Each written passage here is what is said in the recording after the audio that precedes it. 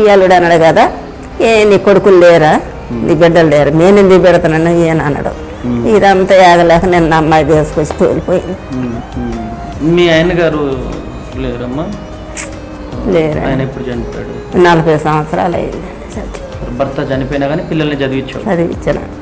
ఉద్యోగం తెప్పలు పడమ్మా, ఆయన ఉద్యోగం ఇంకొక ఆయనకు అందుకే ఎట్ను కూలు నాలో చేసి డబ్బులు సంపాదించి ఉద్యోగాలు పెట్టించిన. ఈ పోయి అన్ని పోయినాయండి. మేము ఎందుకు చూస్తామని ఇప్పుడు అందరూ ఉన్నారు, ఒక్కళ్ళన్న చచ్చిపోయి అందరూ ఉన్నారు, అందరూ పెట్టండి అన్నారు. 9 మాసాలు కని పెంచినావు కదా వాళ్ళని, సో వాళ్ళు ఇట్లా ఒక ముద్ద పెట్టడానికి వాళ్ళు పెట్టను అంటున్నట్టు మీకు బాధ అనిపిస్తుందా? మరి కాదండి, మరి ఇన్ని తిప్పలు పడి అప్పుడు మాకు ఉద్యోగం దొరకపోతే మట్టి పని చేసి గడ్డి కోసి ఆకులు కోసి అన్ని పెట్టి సాధనండి. ఇలా జాతీయ చేత కాపోయారు నేను పెట్టమంటారు అందరూ.